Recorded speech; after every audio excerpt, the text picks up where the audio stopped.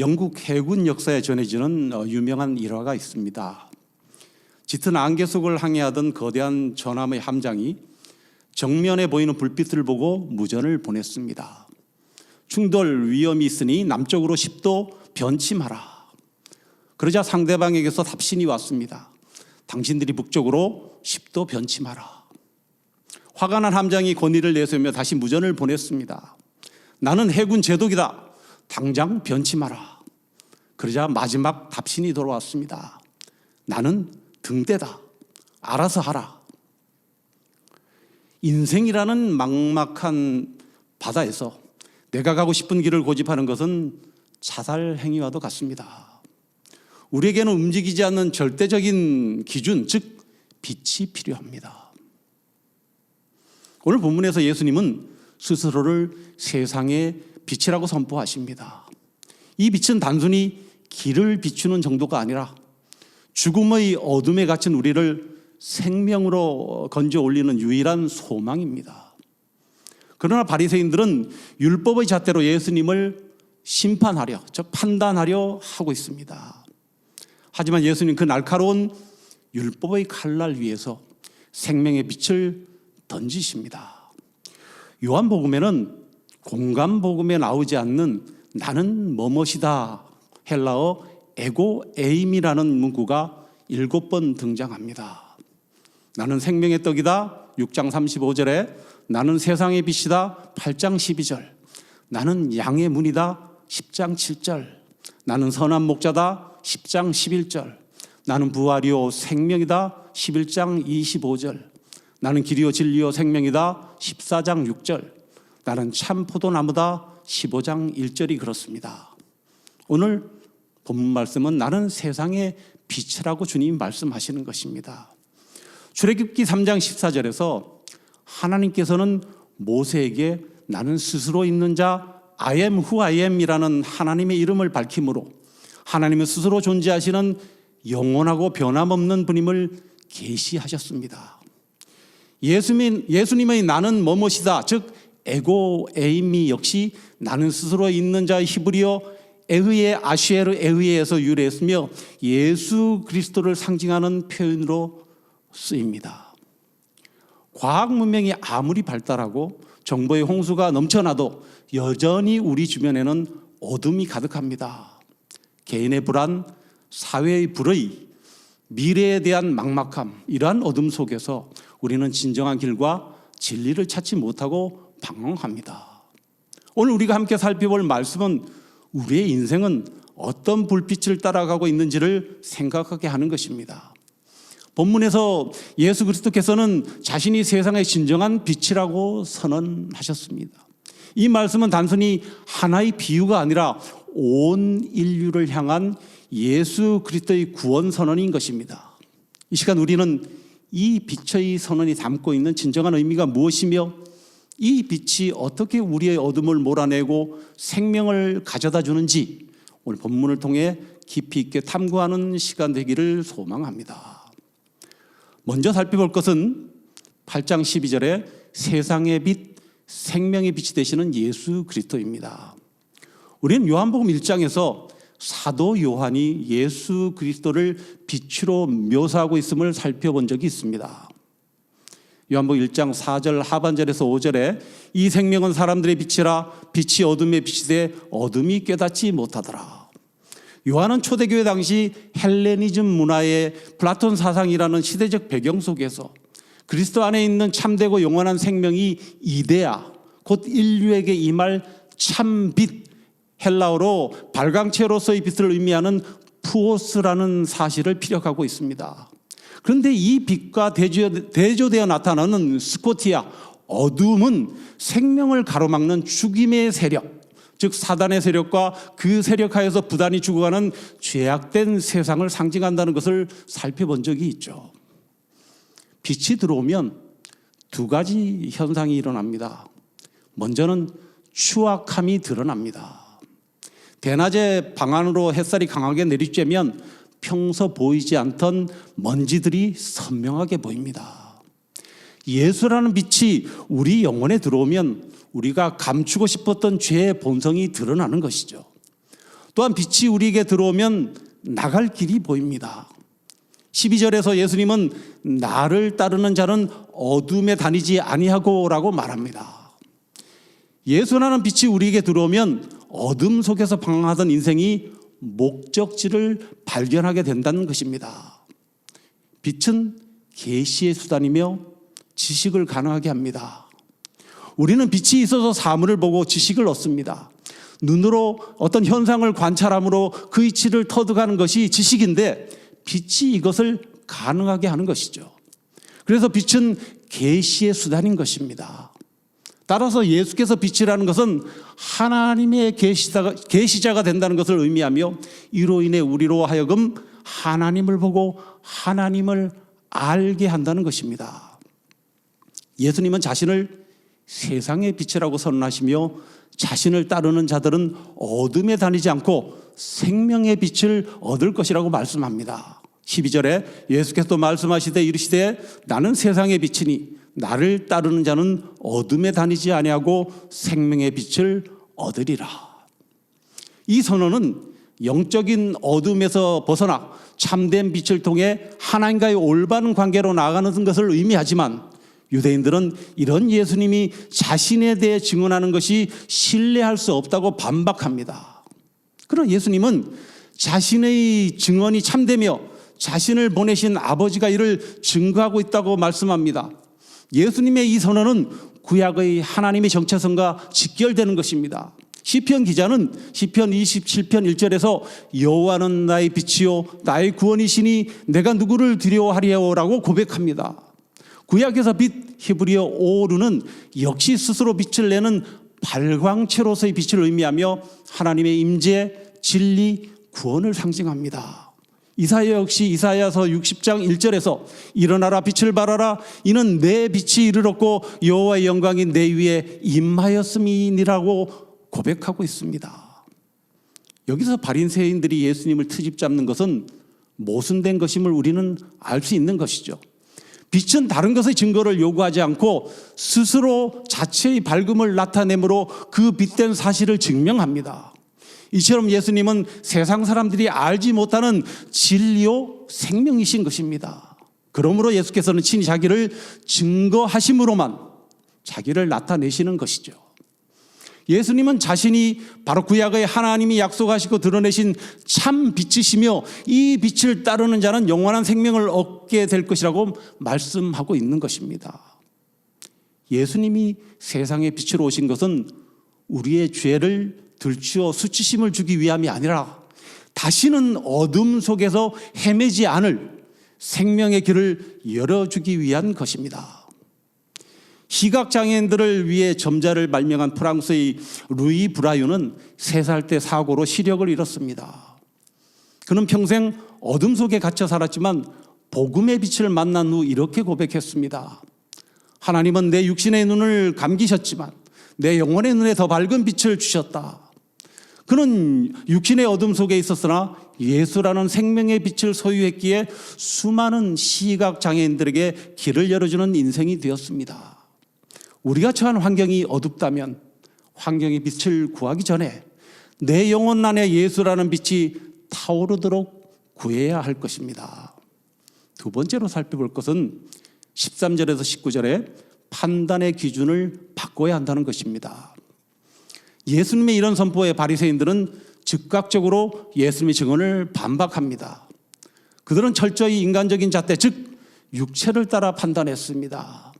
그들의 눈에는 예수님의 초라한 옷차림, 나사렛 출신이라는 배경, 그리고 예수님이 권력자들과 대립하는 모습만 보였습니다. 13절에 내가 너를 위하여 증언하니 내 증언은 참되지 아니하도다. 유대율법에서 증언이 법적으로 유효하려면 2사람 이상의 증인이 필요했습니다. 예수님은 자신이 어디서 왔는지 또 어디로 가는지 알기 때문에 자신의 증언이 참되다고 선언합니다. 14절에 예수께서 대답하여 이르시되 내가 나를 위하여 증언하여도 내 증언이 참되니 나는 내가 어디서 오며 어디로 가는 것을 알거니와 너희는 내가 어디서 오며 어디로 가는 것을 알지 못하느니라. 즉 예수님의 증언은 세상의 영역을 초월한 신적 기원에서 비롯된 것입니다. 본문은 바리새인들의 문제가 예수님을 세상적인 기준, 즉 육신적인 눈으로만 판단했기 때문이라고 말합니다. 15절에 너희는 육체를 따라 판단하나 나는 아무도 판단하지 아니하노라. 여기서 너희는 육체를 따라 판단하나라는 구절을 표준 세번역 성경은 너희는 사람이 정한 기준을 따라 심판한다라고 기록하고 있습니다. 예수님은 유일하게 인류를 심판할 자격이 있는 분이지만 아무도 심판하지 않겠다고 하십니다. 여기서 판단하다의 헬라어 크리노는 심판하다, 나누다, 단죄하다 등의 뜻을 가지며 이 구절은 사람에 대한 바리새인들과 예수님의 지식 방법을 서로 대조하고 있습니다. 바리새인들은 다른 사람을 육체, 즉 사람이 정해놓은 기준에 따라 평가합니다. 그러나 예수님의 목적은 범인 검거가 아니라 환자 치유입니다. 예수님은 경찰관이 아닌 의사의 마음으로 오셨기에 지금은 죄를 확정지어 형벌을 내릴 때가 아니라 치유하고 살려야 할 골든타임임을 강조하시는 것입니다. 즉 예수님은 사람들을 구원하기 위해 오셨기 때문에 판단하거나 심판하지 않으신다는 것입니다. 이는 모든 사람이 죄인이라는 공통의 동일한 기준에서 예수께서 그들을 판단하실 필요가 없었던 것이죠. 그렇게 예수님은 자신의 증언이 율법이 요구하는 두 증인의 원칙을 충족시킨다고 말씀하는 것입니다. 17절에 18절 너희 율법에도 두 사람의 증언이 참되다 기록되었으니 내가 나를 위하여 증언하는 자가 되고 나를 보내신 아버지도 나를 위하여 증언하시느니라. 예수님은 첫 번째 증인이 예수님 자신 에고라고 하셨는데 이것은 자신이 신적 본질과 사명의 완전한 증인임을 확증하시는 것입니다. 그리고 두 번째 증인은 바로 하나님 아버지로 나를 보내신 아버지가 아들을 증언하신다는 것은 예수님의 그 사역이 하나님의 계획과 뜻에 의해 진행되고 있음을 의미하는 것입니다. 그러나 바리새인들은 여전히 이 영적인 진리를 이해하지 못하고 내 아버지가 어디 있느냐고 묻습니다. 이 질문은 예수님의 신성을 모독하고 그의 증언의 근거를 세상적인 맥락으로 끌어내리는 의도입니다. 19절에 이에 그들이 묻되 내 아버지가 어디 있느냐 예수께서 대답하시되 너희는 나를 알지 못하고 내 아버지도 알지 못하는도다. 나를 알았더라면 내 아버지도 알았으리라. 여기서 무려 4번이나 나오는 알다라는 뜻의 이 헬라어, 너희는 나를 알지 못하고 내 아버지도 알지 못하는도다. 나를 알았더라면 내 아버지도 알았으리라. 이 알다라는 헬라어는 에이도라는 단어인데 단지 지식적으로만 아는 것을 뜻하는 단어입니다. 이것은 하나님과의 어떤 그 인격적 또 경험적 관계와 근본적인 이해가 결여된 바리새인들의 영적 무지를 지적하는 것이죠. 왜냐하면 예수님을 안다는 것은 곧 그를 보내신 하나님을 아는 길이기 때문입니다. 세상은 겉모습, 즉 육체를 따라 판단하지만 예수님은 우리가 어디서 와서 어디로 가는지 그 영혼의 본향을 보신다는 것입니다. 우리 역시 마찬가지입니다. 우리는 사람을 평가할 때 그 사람이 연봉이 얼마인지, 몇 개의 베드룸이 있는 하우스에 사는지, 어떤 차를 소유했는지, 그 자녀가 어느 대학에 다니는지 등등 어떤 그 육체의 기준으로 그 사람을 판단합니다. 그러나 우리는 사람을 볼 때 하나님의 형상을 보아야 한다고 말씀하십니다. 세상의 빛이신 예수님을 따르는 성도는 사람을 외모로 판단하여 정죄하는 자가 아니라 그 안에 숨겨진 생명의 가능성을 보는 자여야 한다는 것입니다. 세 번째로 살펴볼 것은 21절에서 24절에 죄 가운데서 죽지 않는 길입니다. 예수님은 빛을 거부하는 자들의 비극적인 운명, 즉 어둠 속에서 죽을 그들의 운명을 예고하십니다. 21절에 내가 가리니 너희가 나를 찾다가 너희 죄 가운데서 죽겠고 내가 가는 곳에는 너희가 오지 못하리라. 여기서 예수님 말씀하신 내가 가는 곳은 예수 그리스도의 승천과 하나님 우편입니다. 또한 너희 죄 가운데서의 죄를 뜻하는 하마르티아는 복수형으로 쓰여 있습니다. 이것은 그들이 지은 구체적인 죄들뿐만 아니라 빛이신 그리스도를 거부하고 그들이 영적 어둠을 고수하는 근본적인 그들의 죄악된 상태를 말하는 것입니다. 예수께서는 그들에게 구원의 마지막 경고를 하셨습니다. 24절에 그러므로 내가 너에게 말하기를 너희가 너희 죄 가운데서 죽으리라 하였노라. 그러나 만일 내가 그인 줄 믿지 아니하면 너희 죄 가운데서 죽으리라. 여기서 내가 그인 줄의 헬라어 역시 에고 에이미입니다. 이는 앞에서 살펴본 대로 구약에서 하나님께서 자신을 계시할 때 사용하신 절대적인 명칭 나는 스스로 있는 자와 직접적으로 연결이 되는 것이죠.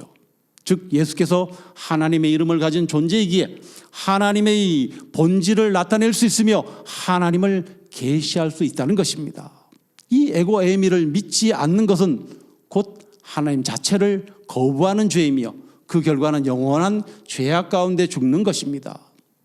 죄 가운데서 죽는다는 것은 단순히 생물학적 죽음이 아니라 하나님과의 영원한 단절을 의미하는 것이죠. 세상 사람들은 돈이 없어서, 건강이 나빠서, 운이 없어서 망한다고 생각합니다. 그러나 성경은 단 하나의 이유를 말합니다. 빛이 왔으되 빛을 거부했기 때문이라고 말입니다. 한 수영 선수가 바다 가운데서 조난을 당했습니다. 구조선이 다가와 밧줄을 던졌지만 그는 자신의 수영 실력을 믿고 내 힘으로 육지까지 갈 수 있다며 거절했습니다. 결국 그는 육지를 코앞에 두고 탈진하여 가라앉고 말았습니다. 이 예화에서 자기의라는 아래 세상의 힘을 의지하는 자는 결국 죄의 무게를 이기지 못하고 가라앉게 됨을 깨닫게 됩니다. 위에서 오신 예수라는 밧줄을 잡는 것만이 살 길임을 암시하고 있습니다. 마지막으로 살펴볼 것은 25절에서 30절에 십자가 그 역설적인 영광입니다. 바리새인들은 여전히 내가 누구냐고 묻습니다. 25절에 그들이 말하되 내가 누구냐? 예수께서 이르시되 나는 처음부터 너에게 말하여 온 자니라. 이때 예수님은 십자가 사건을 통해 진리 대신 예수님이 높여지실 것이라는 결정적인 예언을 합니다. 예수님이 유대인들이 기다리던 메시아, 참 하나님의 계시자심을 어떻게 알 수 있는가는 유대인들이 인자, 즉 사람의 아들을 들어 올릴 때 알게 된다고 말씀합니다. 28절에 너희가 인자를 둔 후에야 내가 그인 줄을 알고 또 내가 스스로 아무것도 하지 아니하고 오직 아버지께서 가르치신 대로 이런 것을 말하는 줄도 알리라. 여기서 인자를 든 후에야에서 들다의 헬라어 웹스토세테는 높이 들어 올리다라는 뜻으로 아래 세상의 관점에서는 십자가에 못 박혀 달리는 사건을, 또 위의 진리의 관점에서 보면 부활 승천을 통해 예수님을 높이고 영광을 드러내는 것을 동시에 의미합니다. 즉 들려 올리면은 하나님 예수님의 죽음과 영광 받음을 동시에 가리키는 이중적 의미가 있다는 것이죠. 유대인들은 예수님을 십자가에 못 박아 제거하면 모든 것이 끝날 줄 알았습니다. 그러나 가장 수치스러운 처형의 틀이었던 십자가가 오히려 예수님이 누구인지를 증명하는 가장 찬란한 보좌가 되었습니다. 우리 삶에도 들림의 순간이 있습니다. 병들고 때로 실패하고 사람들에게 오해받아 십자가에 달리는 같은 고통의 순간을 경험할 때가 있습니다. 그러나 세상은 우리가 잘 나갈 때가 아니라 고난 속에서도 주님을 신뢰하며 견디는 모습을 볼 때 고난 중에도 빛나는 성도의 그 정체성을 통해 저 사람은 정말 하나님의 자녀라는 것을 알게 되는 것이죠. 이처럼 우리의 십자가가 우리의 정체성을 증명하는 도구가 되게 해야 하는 것입니다. 하나님께서 주님을 혼자 두지 않으시고 함께 하시는 것처럼 주님은 우리 역시 혼자 두지 않으신다고 하셨습니다. 29절에 나를 보내신 이가 나와 함께 하시도다 나는 항상 그가 기뻐하시는 일을 행함으로 나를 혼자 두지 아니하셨느니라. 우리가 주님이 기뻐하시는 순종의 자리에 있다면 하나님 반드시 그 고난의 현장에 함께 계십니다. 그리고 본문 30절은 이 말씀을 하심에 많은 사람이 믿더라라고 기록합니다. 논쟁은 치열했고 대적자들은 위협적이었지만 진리의 빛 앞에 어둠은 물러갔습니다. 내가 죽어야 할 심판의 자리에 예수님이 대신 서심으로 심판의 메시지는 구원의 초청장으로 바뀌었습니다. 이 역설적인 사건을 깨달을 때 비로소 많은 사람이 그를 믿게 되었습니다. 말씀을 맺습니다. 우리는 빛이신 예수님을 세상적인 잣대로 판단하고 있지 않은지, 우리의 기도, 우리의 헌신, 우리의 일상 속에서 예수님을 그저 한 명의 선한 스승이나 윤리적인 모델로 축소시키고 있지 않은지, 우리는 예수님을 에고에이미, 즉 나의 구주시며 창조주 하나님으로 온전히 믿고 고백하는지 우리의 순정을 돌아보게 합니다. 우리의 삶을 둘러싼 모든 어둠, 곧 죄와 사망과 절망의 그림자는 세상에 비치신 예수 그리스도 앞에서 힘을 잃게 되는 것이죠. 우리가 할 일은 단 하나입니다. 빛이신 주님을 믿고 그리고 그 빛 가운데서 행하는 것입니다. 빛은 우리에게 생명을 줍니다. 세상의 모든 생명은 빛을 통해 그 생명을 얻습니다. 빛 속에는 멜라토닌이라는 호르몬 생성 물질이 있는데 이 호르몬이 부족하면 우울증에 걸리기 쉽다고 합니다. 이처럼 예수님이 주시는 빛은 우리의 생명력을 충만하게 합니다. 또한 빛은 우리에게 판단력을 줍니다. 빛 자체도 중요하지만 빛을 통해 다른 것을 판단할 수 있게 하는 것이죠. 역시 예수님이 주시는 빛은 우리가 온전한 판단을 할 수 있도록 합니다. 우리가 그리스도 안에 거할 때 우리는 더 이상 죄 가운데서 죽지 않을 것이며 영원한 생명의 빛 가운데서 하나님을 알게 되는 축복을 누리게 됩니다. 심판은 끝을 선고하지만 구원은 시작을 선물합니다.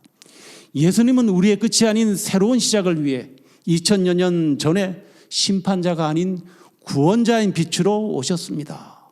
우리 모두가 예수 그리스도를 따라 생명의 빛을 얻고 또한 이 빛을 세상에 반사하는 복된 삶을 살아가기를 간절히 소원합니다.